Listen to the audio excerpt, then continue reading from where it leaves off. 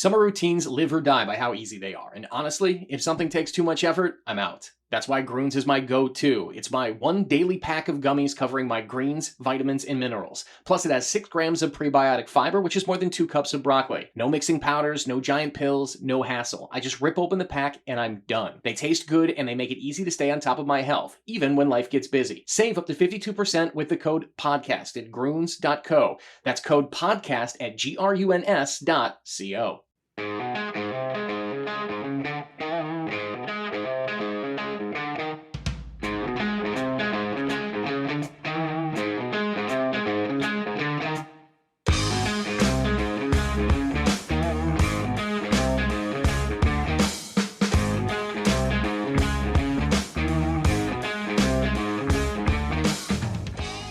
All right, we are back. We took a short break last week. It's the middle of summer. Schedules weren't meshing, and so we had a little extra time in between shows, but do appreciate you finding us here on Wooden Sticks. We are broadcasting from the Aquarius Home Services studio and looking forward to a conversation with a very good friend of mine who I travel with each and every hockey season. He is Joe O'Donnell, radio play-by-play guy for the Minnesota Wild from Philadelphia. Just a terrific, super talented broadcaster in the NHL. And again, if you get to that spot, you're something pretty extraordinary. And he is one of the best. He fostered a relationship through over the years with Doc Emrick, and that was one of his mentors out in the East Coast. He put his time in and worked in a lot of different jobs all over the country at smaller levels, clearly. And I think his foundation to where he is now started in Houston with the Arrows and moved to Des Moines with the Iowa Wild. And he's just one of those guys. The more you get to know him, the more you respect his work ethic and the more you enjoy his company. He's got a great passion for the game of hockey. He's got great passion for the teams he loves, including the Wild. But I'd be remiss if I didn't mention his beloved Philadelphia Eagles. He loves NFL football. And so that's kind of another connection that we have, because during the fall and into the winter, we will go catch a football game or two. And he's into the fantasy football just like I am, which I love. And you'll get to hear today just the work that he's put in, how he was able to matriculate from doing games at Delaware when he was a student out there with the club team to end up in the National Hockey League. It's a pretty remarkable story. I'm also looking forward to getting some of his thoughts on how the draft went in his eyes. Joe's plugged into the management staff and around Bill Guerin and that crew enough, and then obviously watches the games like I do. I think you take a look at some of these college kids and some of the prospects, and you try to imagine how they will fall in line, where they will fit. And I think the Wild, by all accounts, and not just folks like us that are local broadcasters, but even on a national side, I think with Zeev Boyum, they got a real steal as they moved up in the first round. I can't wait to get Joe's thoughts on that. And then some of the moves that Bill Guerin's made. And I really want to pick his brain on some of the players that last year were either injured or just didn't have the type of years that the Wild needed. And there was a reason that the Wild fell out of the top 8 and didn't make the playoffs. So we're going to put Joe on the spot and maybe see what he thinks of some of those guys. And, when I think about the Wild and where they are right now, we know they're 1 year away from finally not having to talk and think about the money they're paying both Zach Parise and Ryan Suter. And that's just, again, it's a topic that comes up on a regular basis because it's fact. And when Bill Guerin and the Wild march out on night 1 next year, just like they did these last couple of years, they made the decision. So it's not like it isn't fair, but they are playing $15 million less than most teams in this league. And so that's a couple of really high-end players. And as I mentioned, Bill Guerin made the choice. So again, no one's going to feel sorry for anybody here, but that is the world that the Wild are living in. And so to get this team back in the top 8, and you look at some of the top teams in this conference right now, and I look at where Dallas is, and Colorado's always there. Vegas is a perennial power, and now it looks like Edmonton has found their groove. I think Vancouver's legit. I do, with Tocchet. And now you look at what Nashville's done here in the offseason and who they brought in. There are less and less spots available. And so if you're Minnesota and you're sitting here right now, you better hope that the free agency worked in your favor. Your penalty kill is better. You better hope that your goaltending bounces back. And I think last year, specifically, Philip Gustafson, it was a step back that seemed to really put them in a tight spot. There wasn't a stretch of hockey where you felt really comfortable. There were moments of brilliance for sure, but there wasn't that long stretch that we saw a couple years ago from the Gus Bus where he basically put the team on his back. And he had the new contract. He's a young goalie. He still, I don't think, has put together enough games to say he's played 2 full seasons in this league. He's getting there. But I think goalies peak at a later age, and I think there's some upside for him. I look at Freddie Gaudreau. I look at Marcus Foligno, Marcus Johansson, those type of players. They all need to have better years. I look at Ryan Hartman, and this is a big year for Hartsey. And we know this guy's got the talent to be a 30-goal plus scorer. He did it just a couple seasons ago. And even on an off year last year, he got to 25. So I do believe this team is a playoff team. I can't wait to hear not just Joe's thoughts on that, but just how it all shakes out. His thoughts on how it's going to happen, because I don't think it's an easy path. I think the division is better, top to bottom. I think Chicago is still not a playoff team, but they're going to be a better version than what we saw last year. And I think the kid they've got, the Calder winner in Bedard, was banged up, and he was a teenager. He's going to be better. He's going to be a real problem for many, many years. And then you look at Winnipeg. Are they going to go back? Are they going to stay where they are? St. Louis, kind of in that same boat. I think those are the games. If you're a fan of the Wild and you really want to see playoff hockey, those are the games that are going to be really important next year. Games against Winnipeg and St. Louis and Seattle and LA. I think there's a handful of teams that are good enough to not only make the playoffs, but do some damage when they get to the playoffs. The Wild are in that grouping, but you've got to get there. And the injuries they had last year, I've done this now, 19 years I've been covering the team, and I'd never seen a season where they had that many key injuries at key spots. And just when they'd get momentum, another player would go down. And it wasn't third and fourth line guys. It wasn't backups. It was fixtures in the lineup. Jared Spurgeon, huge loss on the blue line. Brodin had some time where he was hurt. Kaprizov, the drill. It was just time and time again, they were missing players that they absolutely needed. And that, when you add that to the money I already talked about, or they're playing $15 million short, they were never going to overcome that. And they battled and they tried to stay in that conversation as long as they could. But now you start from scratch, and you give the new head coach, John Hines, a chance to have his team, his training camp, how he wants to run his preseason, his lineup. It's a little different when you get hired mid-season, and you've got to kind of be on the fly there and work with people that you're still getting to know. That's out the door now. He knows the staff. He's got everything where he wants it. He knows the team, been around these players. I think it's super fascinating to see how training camp and preseason are going to go from that angle. And I think Joe will have some cool insight on that as well. So we'll get to Joe O'Donnell here. We'll talk about the Wild. We'll talk about his journey, and we'll have some fun talking about the game we love so much. It's the middle of summer, as I mentioned. We're halfway home, and training camp's just a couple of months away, but there is still plenty of time to get outside and enjoy what Minnesota has to offer this time of year, specifically a place like Bay to Bay Boat Club. This is your summer home. 24 years right on Lake Minnetonka, the country club boating experience. And guess what? Even though we're in July, there's still room for you. Call them at 952-401-3880 or go to baytobayboatclub.com and get out on that water and make the most of what Minnesota has to offer here in the beautiful months of July, August, and even September.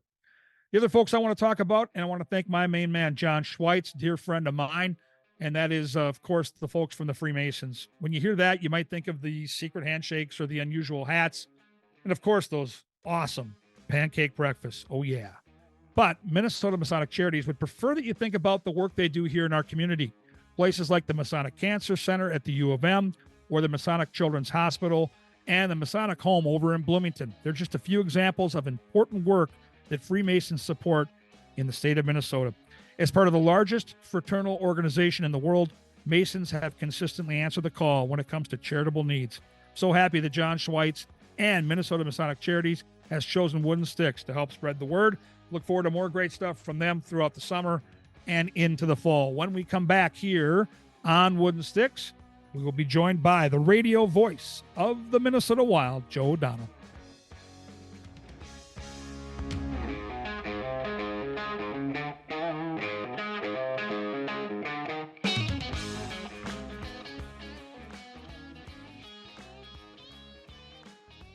We are back in the Aquarius Home Services studio here on Wooden Sticks. As I spoke about in our open, very excited to have a dear friend on today. One of my travel partners with the Minnesota Wild. He is the radio voice of our favorite hockey team. Joe O'Donnell, welcome to Wooden Sticks. For having me there, 21. Good to be on with you, my friend.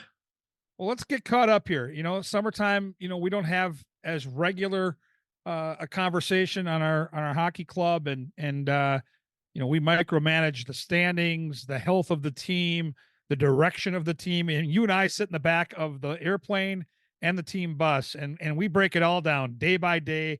We sweat it out together. I love that aspect of our travel schedule. But let's just get back to the draft. I'm really excited, specifically with what they did in the first round. But I want to get your thoughts. I haven't yet had this conversation with you. So what do you think?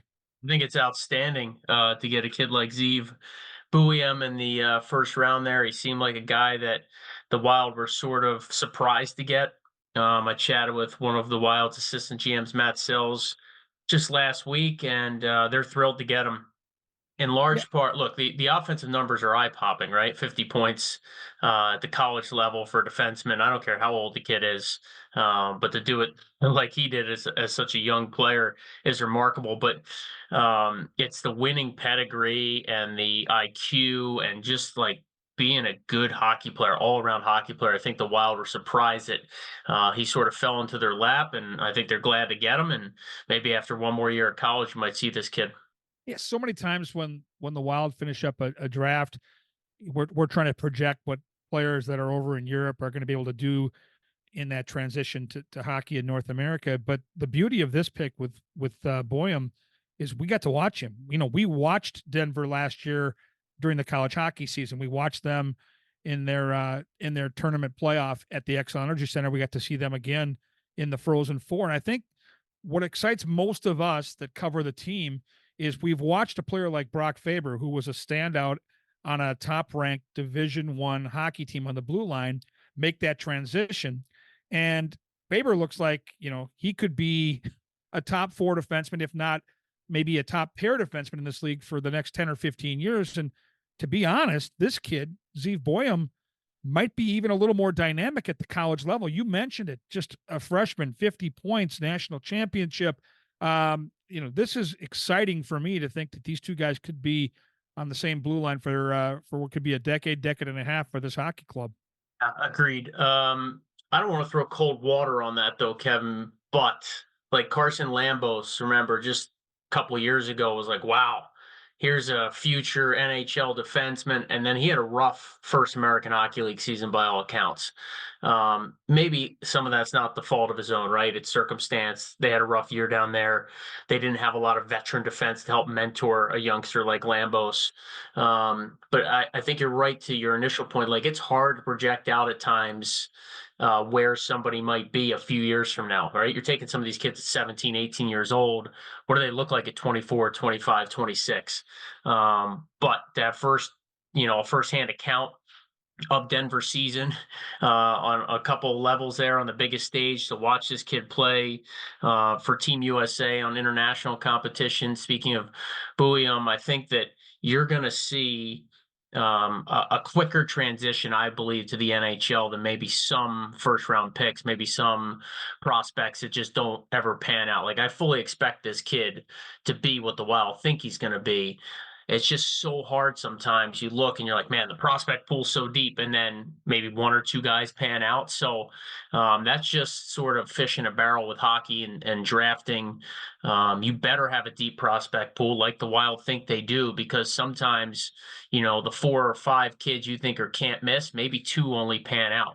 Unfortunately, Minnesota has missed on some first and second rounders in recent memory, and it sets your franchise back a little bit. You don't get better quicker like you hope to. So I think the idea here is continue to stockpile, continue to have assets along the blue line that are prospects that you can either develop into your own organization or use as trade chips down the line. So I like what Judd Brackett, Bill Guerin, and the staff have done at the draft table last couple of years.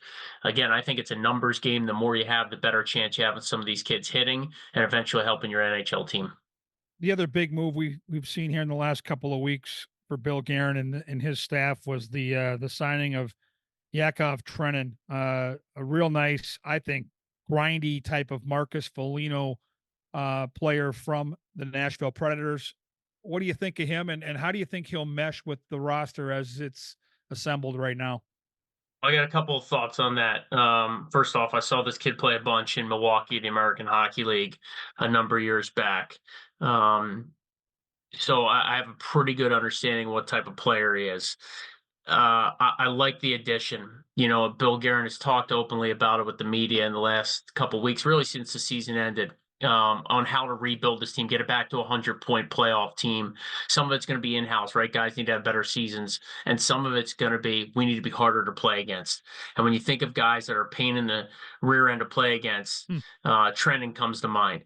His best offensive season came under John Hines in Nashville, right? John Hines now, of course, coaching him in Minnesota. Obviously, a big reason Trenton signed there, I think, is because he believes in Hines and his ability to get the most out of him as a player. I also love the Russian factor. There's an old saying in hockey, I don't know how old it is, but I remember hearing it years ago. If you have one Russian, you better have two. And the Wild didn't have that really. You know, once Kulikov moved along, and unless I'm forgetting somebody, like it's just nice, I think, to have Kaprizov have a fellow countryman alongside him. I'm sure Trenton's thrilled to play with one of the best Russian players on the planet. And I think there's just a good mix there. He's going to help the penalty kill. His defensive numbers are great. Again, I go back to that conversation I had with Matt Sells during the Wild's development camp. They're thrilled to get this guy. They really think he can be a 15 to 18 goal guy. They know how hard he is to play against. He's got size. He's a great penalty killer, which the Wild desperately need. And again, it might just be more depth on that third and fourth line. But Trennan, to me, feels like a guy that when you go through a rut, or you have a bunch of injuries in December and January, like the Wild had last season, can he be a guy that elevates and plays second line for 4 or 5 games till somebody gets healthy? I think he can. We'll see what the offensive numbers eventually turn out to be, but he's only 27. He's 6'2". He got some good playoff experience this year at the Colorado Avalanche. I think that's a bonus. To me, the more guys you can get in your locker room that have won a round, that have won 2 rounds, that have played into Memorial Day and past that in the Stanley Cup playoffs, the better. So I really like the Trenton signing. Again, maybe not the sexiest name for Wild fans, but he's still young. He's under control now for a bit, and I think there's there's still more to his game that I think he'll discover in Minnesota. Yeah, the Kaprizov angle is super interesting to me because I was not overlooking the fact that one of his best buddies, Kulikov, just won a Stanley Cup in Florida. Yeah. And, Kaprizov, as we get to know him, and we have the last couple of years working with this team, you can see how driven he is. You know how much he wants this experience for himself. And I think the biggest worry that all Wild fans have, because we are Minnesota sports fans, and we always, in the back of our minds, are thinking about the absolute worst case scenario. So with Kaprizov having now a couple of Russians on this roster, and now we've seen, we believe, a very solid draft and some young talent like Brock Faber that's just starting to become entrenched in this roster. How worried are you? Kind of being a guy that's behind the curtain, so to speak, and having these conversations in and around the Minnesota Wild. How worried are you that the next time his contract is up, he might want to look elsewhere? Say I'm worried, Kevin, but you got to know it's a reality, right? Yeah. And it's going to depend on what his representation, his agent's telling him. I don't know that family's a huge factor here because, as far as I know, all of his family's in Russia. It's not like he has family in New York or Florida where that might be drawing him there. Again, I could be wrong there, but it feels like everybody, from a family standpoint, is still overseas for him. I think that the biggest thing is just they have to start to take the next steps. He's obviously taken on more of a leadership role here, has Kaprizov. His numbers are outstanding. He knows the city, the Twin Cities, and all of Minnesota. They love him, right? He's really their first bona fide superstar. not named Marian Gaborik. And I think that when you're talking about Kaprizov's trajectory, what he wants, I mean, you know it, Kevin. He wants to win. He wants to Yep. win bad. He's going to get paid no matter where he's playing. But I think he wants to win. He's that type of competitor. I mean, I go back to the story that Dean Evison told us. It was probably 2 seasons ago. Just Kaprizov wanted to meet with Dean, right? And Dean said he expected Kaprizov to fully come in there and be like, I need the puck more. I need more ice time. I need this or that. I need to play with different players. Instead, he was like, what can I do to help us win more? That to me tells me everything you need to know about that kid. And I think Dean was kind of caught off guard by it at the time, but to me, it's a really cool tidbit about a player that's so motivated to win, wants to do everything he can to win. I believe that he will help this franchise achieve its playoff goals down the line. They just got to make sure he's here to do it. So the quicker they can get back on track, missing the playoffs again this season, and then Kaprizov's going in the final year of his deal, like that becomes a little tricky. You don't want to be that. I don't think he wants to play a season, as a pending UFA. The Wild certainly don't want him to be in No that way. spot. Yeah. So I think this kid wants to win. I think he's committed to being here.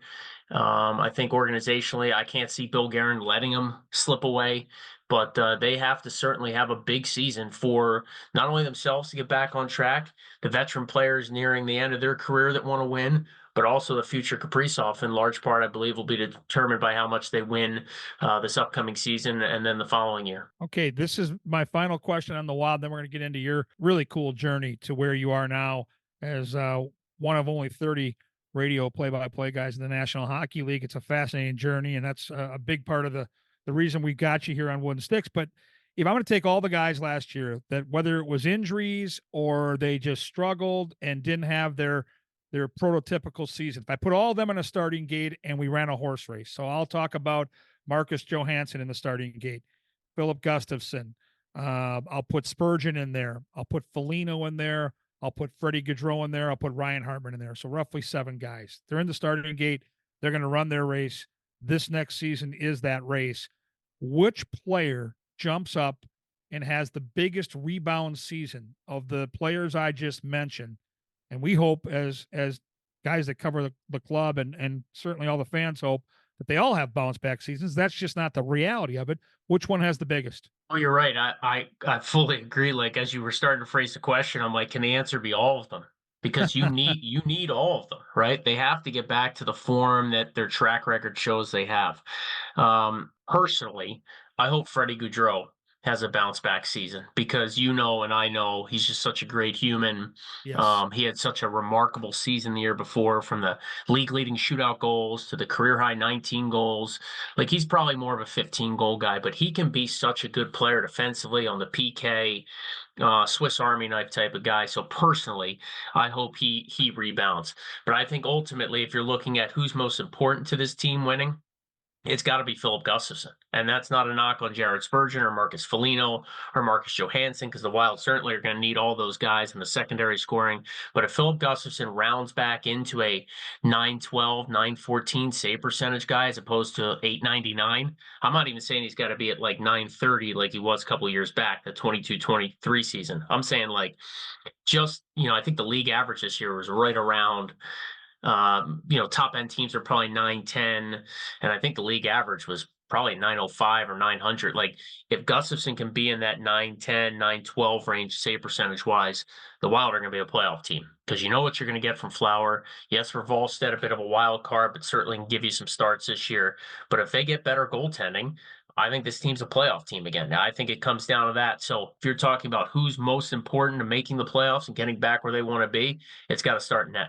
Yeah, I don't disagree. I think you have all that success. You get the big contract. You have a year where you're going back to play in Sweden. And, I think for young players, the desperation factor forces them to get to a certain level. And then you get there and you reach a goal and you attain it and you're satisfied. And then you have that step back. He's still awfully young. I think goaltenders peak at a much older age than defensemen and forwards. I still think he's got a ton of upside. We know he can do it. It isn't like we haven't seen him do it.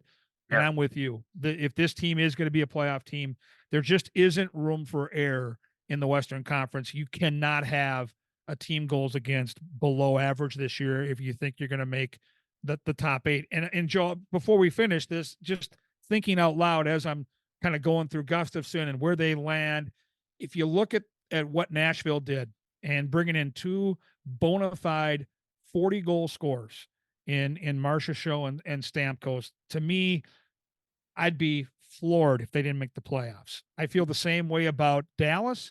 I Colorado. feel the same way about Colorado. So there's 3 Yeah. in this division. And then out west, I think there's 3 out there you can probably count on now with Edmonton, Vancouver, and then the obvious choice of Vegas. So that's 6 that look pretty solid. So now if you're a Wild fan, or if you're just thinking right now, okay, how did the Wild, okay, you got 2 spots. I think the Wild are better than any other team we're going to bring up, but you got to beat the Winnipegs. You got to beat the St. Louis's and those type of teams to get there. Yeah. The Kraken, you mentioned the division teams. Yeah, there's gonna be the Kings. I mean, look, you're right. There's 2 spots, right? If all holds true. Yep. Obviously injuries can derail anybody, but I'm with you. Nashville got way better. Maybe Winnipeg takes a step back. But yeah, I couldn't agree with you more on the essentially, like, if you're picking division winners right now, all those teams are gonna be lower odds. Because they're just that good on paper. So the Wild are going to have their work cut out for them. It's not going to be any easy nights. They're going to have to beat. They did a really good job last year, if you remember, beating teams that they on paper should have beat. Yes. It was just they didn't have a single win against the teams above them in the Central Division. Even 500 against those teams would have gotten them in the playoffs last year. So it's going to be the mindset: stronger start, harder to play against. And if this team has to grind it out, 3-2, 2-1 every night, it's a little bit of a taxing style, but we've seen John Hines coach teams like that to success. A couple years back, Nashville traded away everybody. It looked like they were mailing it in, and he kept basically an AHL team afloat there in Nashville, and gave him a chance to make the playoffs into the final weekend of the season. So I know as a coach, he can coach them up. They need to get off to a good start. They need to stay healthy. I'm not worried about Jared Spurgeon returning to form. I'm not worried about Foligno. You know what you're going to get from him night in, night out. But they need better goaltending. They need the penalty kill to improve massively, and they have to start quickly and get some secondary scoring internally. And then you never know. Maybe Liam Ogren's in the Calder Trophy conversation at year's end. Maybe Marco Rossi scores 20, 25 goals again, and all of a sudden you got a really good young team that's just starting to scratch the surface. Yeah, it's exciting. I mean, it's funny. We're sitting here in the middle of July, and you get pumped up for what lies ahead. I do think this team is going to bounce back and make the playoffs. It is so much more enjoyable to do all of our jobs when that's the case. Last year felt like 2 seasons wrapped into one for a multitude of reasons. Okay, we can all hear your passion in your answers, which I love. Anyone that's listened to the Wild on the Fan, on the Wild Radio Network, can hear your love of the game, your passion for what you do. And I think most people probably have a pretty good idea that you're from Philadelphia, the fighting silly city of Philly.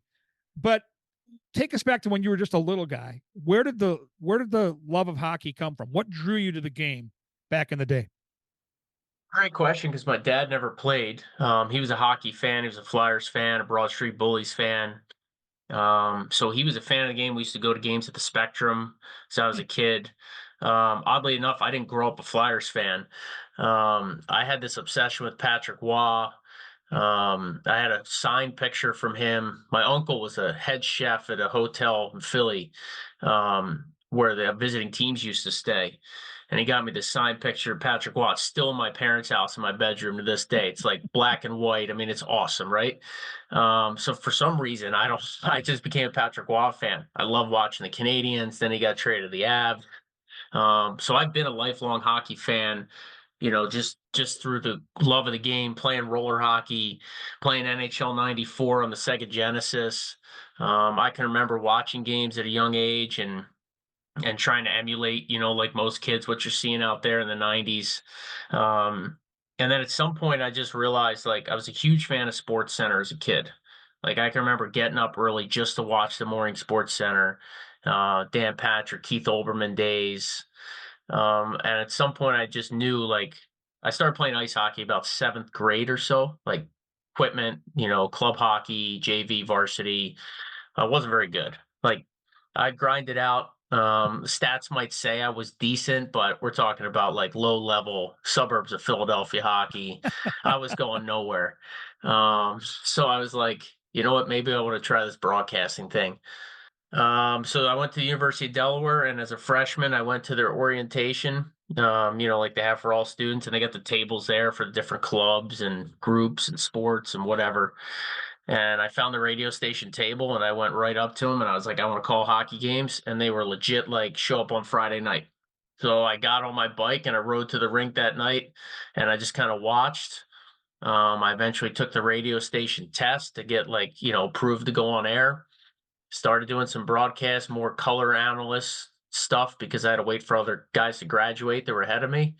But by like junior year, I was calling games at the University of Delaware for their club hockey team, and sort of the rest is history, man. I just knew that it was something I wanted to do. I thought I was pretty good at it initially, like it just came easy to me, and I loved listening to Doc Emmerich as a kid, and so many great broadcasters.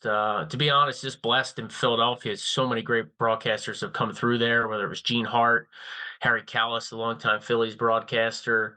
So I love listening to games on the radio, and like I said, the whole Sports Center angle, just kind of being in sports, just seemed like a fit for me. So I know it's a long-winded answer. I was all over the map, but yeah, it started a long time ago, in large part because I couldn't skate very well.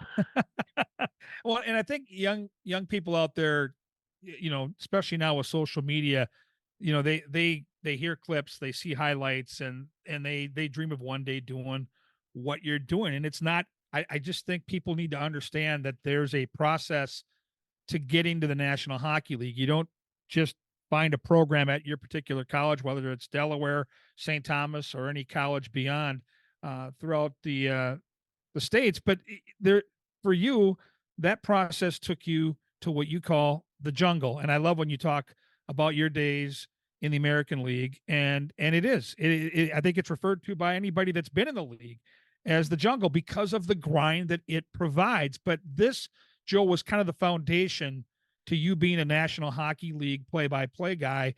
What are some of your memories from that time?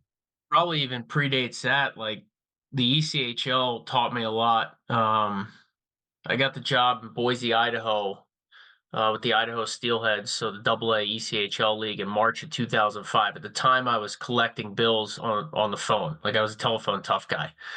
And I was interning for a team called the Reading Royals. They're still in existence. And, so I was working, helping their broadcaster for the home games.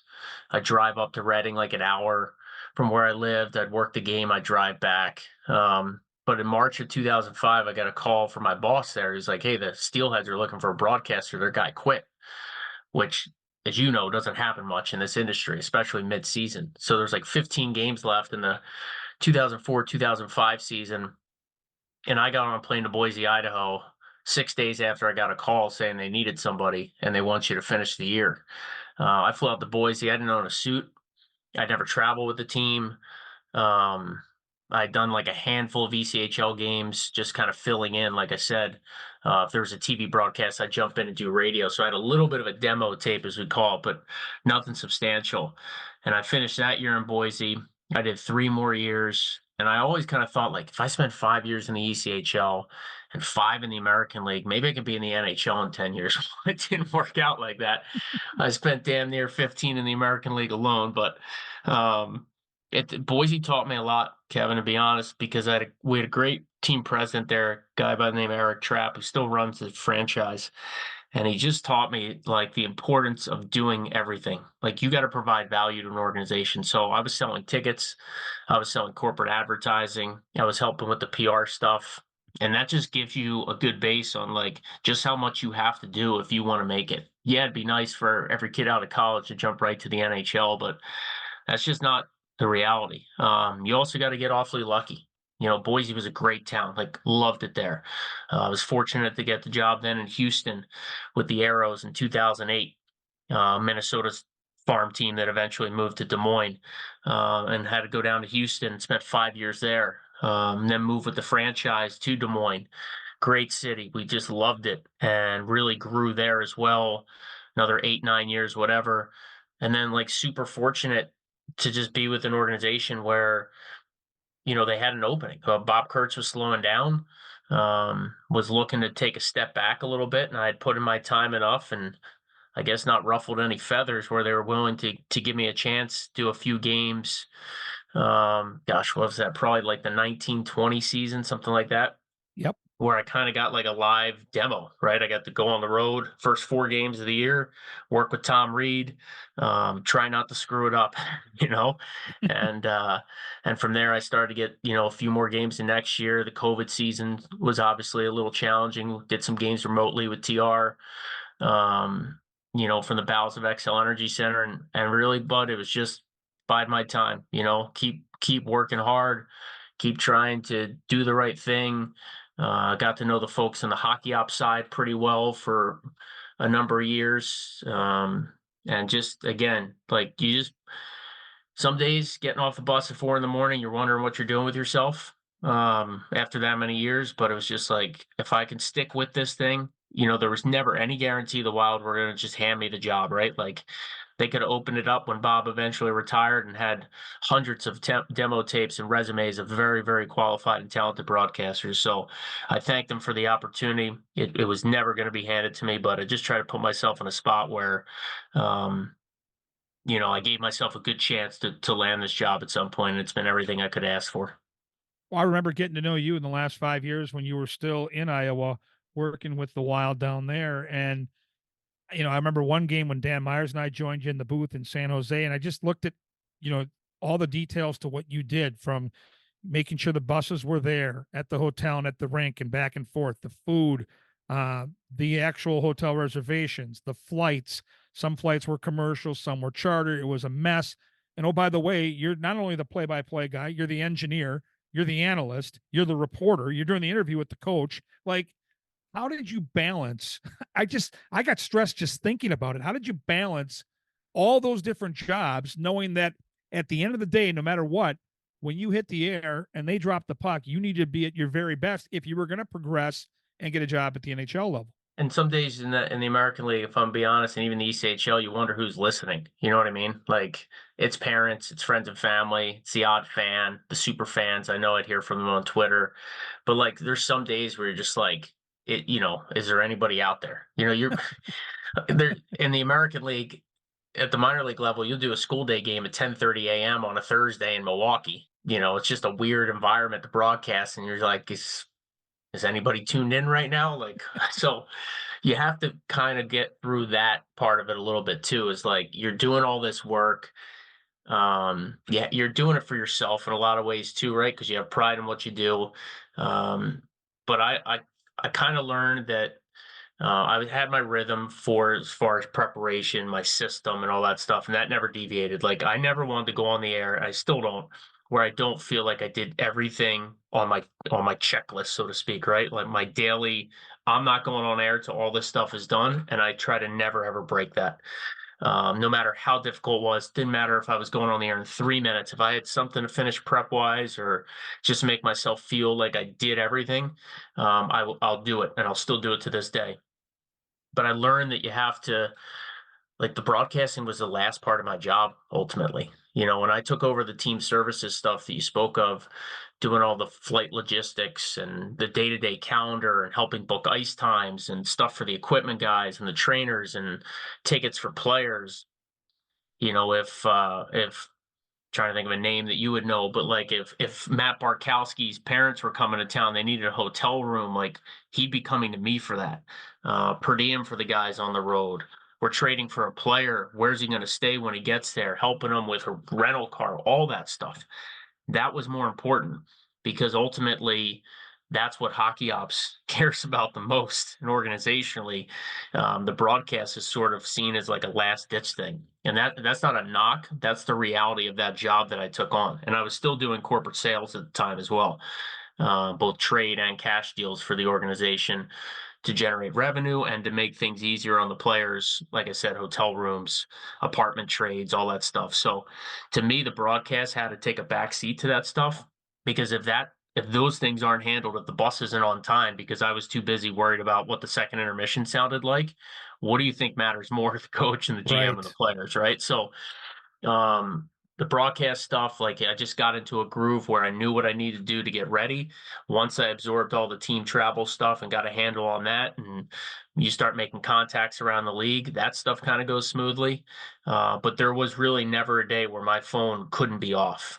If it was at 10 p.m. on a Wednesday and the Minnesota Wild were playing, but the Iowa Wild were off, I would get a call sometimes and be like, "Hey, we need so and so on a car service, first thing in the morning." And you have to be able to answer your phone. You got to be ready to make those logistical things happen.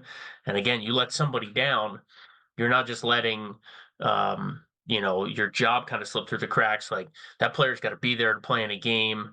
Everything's got to go smoothly. So those are things that really, like, the details of that stuff start to take precedence over the broadcast. I just had to make sure as well that I didn't screw up that end either, if that makes sense.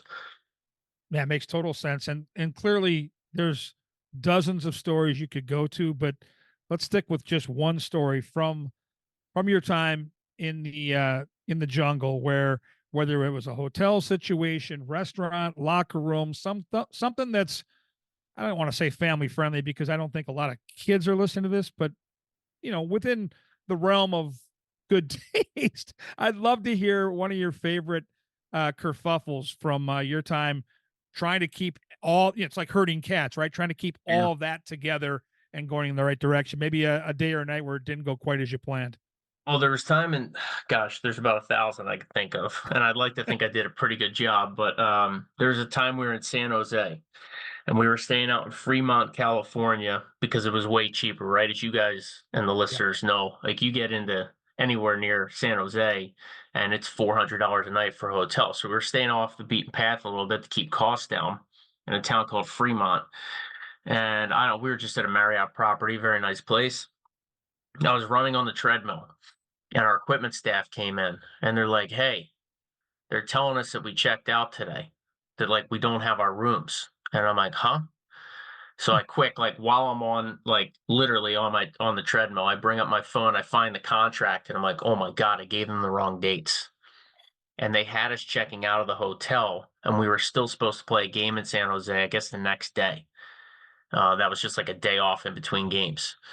And so I had to scramble to try and get as many rooms back from this hotel. Of course, I got a convention in, so the lady's like, we're sold out." She was super helpful and kind, but we ended up having to switch hotels for like some of the staff, right? You always take care of the players first. So if I can keep 8 rooms, I know I can get like 16 players there, the vets, whatever. And then it was like, what sister properties do you have? Okay, there's a place a mile away. How many rooms can we get there? And that was that was on me, obviously, but a complete disaster. And trying to piece that thing together on a day off, to get a hold of equipment guys or assistant coaches, might have to switch hotels and own up to it, right? That it was on me. That was a stressful time. We got it sorted out. There was one little minor detail. Poor Freddie Shabbat, Wild goalie coach, he went out for the day. I don't know if he went to wine country or went to a beach somewhere or whatever. So he wasn't around to get his stuff out of the room. So the hotel assured me they would like pack his stuff up and bring it down so that when he returned, he could switch hotels.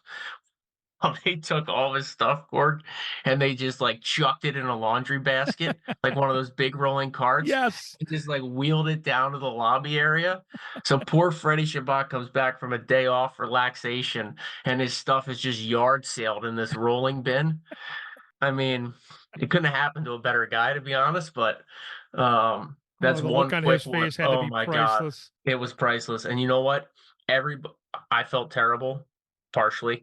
Everybody loved it though because Oh, it of was course. Freddie, and the hockey world, like that could happen They're to not going to let anybody. that down. No way. Yeah, They're going to keep needling, keep going. There's yeah. no way they're going to let that die. Yeah, you know what, eating grins from all around, and Freddie handled it in Fantastic. stride. But that was one where I screwed up and was a chaotic day. But yeah, I've got boatloads of stories like that. Just travel nightmares, buses breaking down, you name it. I feel like I've seen it at that level. All right, here we go. The hat trick hot seat at the end of the show here. 3 quick questions. Get your top of the head take and maybe some details as to why. We'll start with this one. You have a night off in the NHL, and it can't be Philadelphia because I get that one. You've got family there. I've been there for that. We went for cheesesteaks last year. Your family is unbelievably cool, and it's such a special time for you when the Wild are back in Philly. So we're going to take that one off the bingo card. But any other city, a night off, what is your very favorite place to be with the green light? Great question. I should be more prepared for this. There's a lot of good choices. I know there's so many good choices. I mean, Nashville and Vegas jump out, but they are also their own breed, right? And They're also if Joe I, Public. yeah, if I have an unlimited budget, so to speak, Yeah. I think a spot like Nashville where you could just tear Broadway apart Yep. is really fun. And I hadn't been to Nashville before getting to the NHL. So that was really cool for me, especially the first time that I went there. Man, anywhere in Canada, I always tend to enjoy. We've had a lot of fun in Chicago, as you know.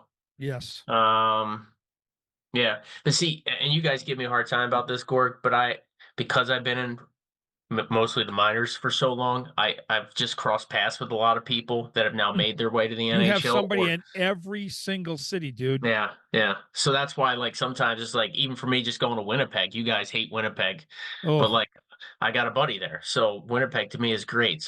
So it kind of also depends too. It's like who's in town, who do I get to see? Good point.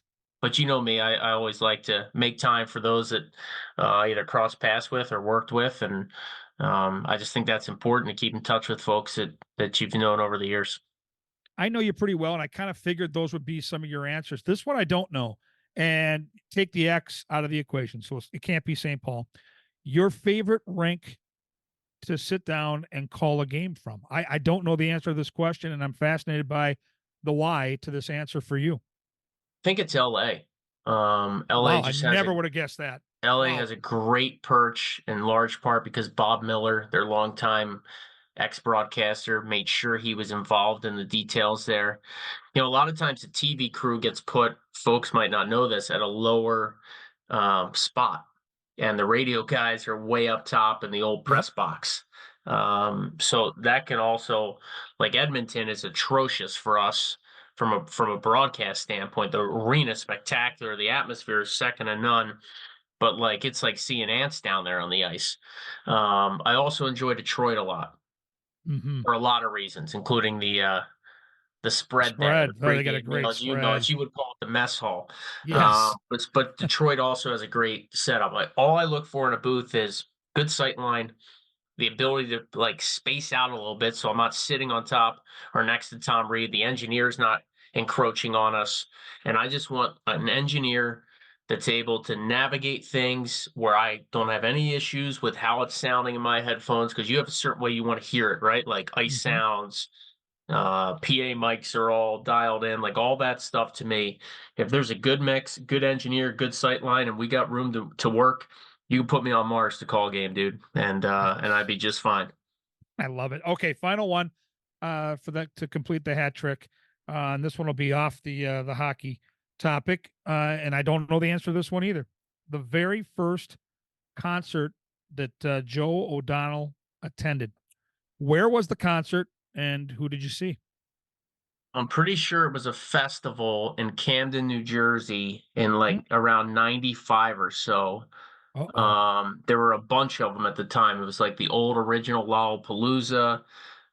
There was a radio station out in Philly, an alternative station called Y100. They used to do the Y100 festival. There was another station out there, WDRE. I saw the WDRE Fest. I think they were all Camden at the time. They just opened up an amphitheater out there with a lawn and seats and stuff. And I saw a bunch of shows there, like middle of high school, late high school years. So give me an example of some of the music. Like, who would you have gone to see in the mid 90s? Well, I'm a huge 311 fan, and I started seeing them about 95, 96. And I've seen them probably damn near 70 times Wow. over the years. But like, it would be Green Day, 311, Yes. no doubt. I definitely saw when I was working for Y100, oddly enough, as a marketing promo kid back in, 15, 16 years old. So some of those shows, it would be like just the alternative bands of the 90s, a couple of small stages and then the main stage, and you just go for, 8 hours of music. Those were really impressionable for me at the time. And I'm a big music fan. I love live music, so those were some cool memories for sure. Great stuff. All right, before we go, just you've got 3 boys. I know you've been running all summer. How are the guys, and how was your 4th of July? It was awesome. We went back down to Iowa actually. Saw some friends there. Drank a bunch of Busch Lights, as I'm sure you're aware. Watched them blow up a bunch of fireworks in the neighborhood we used to live in. But the kids are doing well. They are wrapping up youth baseball state tournament season. And in about 10 days from now, we will head out back east, get some time in Philly and the Jersey Shore. I will try to eat as many cheesesteaks as possible. Oh, the best. We'll get a couple weeks out there at the beach with the kids and then pack up, drive back to the state of hockey, and all of a sudden it'll be back to school for them. That sounds crazy to me to think we're like 5-6 weeks from school, but it's a reality for the 3 knuckleheads here, and they've had a good summer so far, playing a lot of sports and having a lot of fun. It's been great. All right, and before we say goodbye, just everybody's got a podcast. We want to pump up yours. Where can fans find your work? So it's called One on One with Joe O'Donnell. You can find it on all major podcast platforms. There's a Kevin Gorg episode from maybe 4 months ago. I just did one with Matt Sells, one of the Wild assistant GMs. So One on One with Joe O'Donnell. Drop it a like, drop it a listen. I'd appreciate it. But I got to go back real quick, Kevin. The start of the conversation, you asked me how I was doing, and I called you 21. And nobody listening might know why that is, but Gorgamatic 21 on Twitter, right? I mean, that's your handle. I'm obsessed with the number. That's for You sure. are obsessed with the number, so I never call you Kevin or Gorg. I usually just call you 21. And and just so you guys know, we talked about us traveling together on the airplane. I had Kevin Gorg listen to some 21 Savage and Drake on a flight this year. Not his cup of tea, but out of respect for the number 21, he gave it a listen. And that was some absolute comedic gold, that flight, watching you read the lyrics to 21 Savage and Drake songs and bobbing your head. So thanks for being a good soldier there. That song has kind of grown on me. And so once know, in a it should while, be. when I'm walking into work out at the Palatial Pony Palace known as Canterbury Park, I'll pop on my Spotify and my headphones, and that'll pump me up for a day at the track. And I do love the opening part of that song. It gets off the rails after the opening 21, 21, 21. And then it gets a little filthy, but again, it's good fun. And I love that there is a song that incorporates the number I'm obsessed with. And I have thoroughly enjoyed, Joe, our conversation today. So thanks for joining us on Wooden Sticks. And I can't wait to get back on the beat with you this year with the Minnesota Wild. Always a pleasure, my friend. Enjoy the rest of the summer, and let's grab a cheesesteak here very soon. Can't wait to do that. That's Joe O'Donnell, radio play-by-play voice of your Minnesota Wild. A quick break, and we're back to close the show here on the Talk North Pod Network.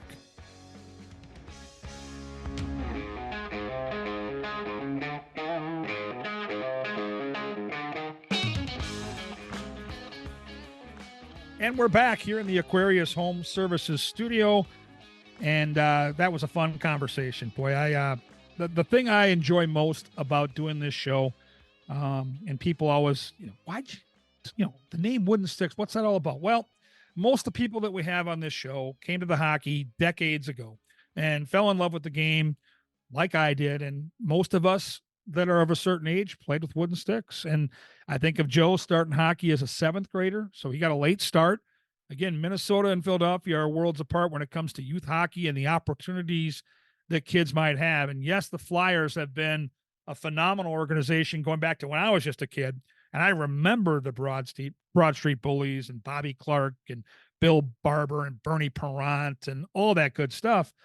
But, Joe made the point that, he quickly realized that if he was going to stay involved in a game like hockey, which he had so much passion for, he wasn't going to be doing it on the ice. He was likely going to be doing it in front of a microphone. And so to hear his stories and to go back to where it all began and, going out to Idaho and making the trips parts unknown throughout the country to get his craft perfected, to do all the different jobs you have to do to put yourself in a position to one day get the big break. And the timing worked out pretty well because, as he mentioned, Bob Kurtz, legendary broadcaster, an all-time great, and from day one, a part of the broadcast team with this Minnesota Wild outfit. And so when Joe finally got to the top of the mountain before you get to the National Hockey League, doing all the different things he did in Iowa, from travel to food to hotels to everything, along with being the play-by-play guy, the engineer, the analyst, and the reporter guy, talking to the coaches and the players before and after the game.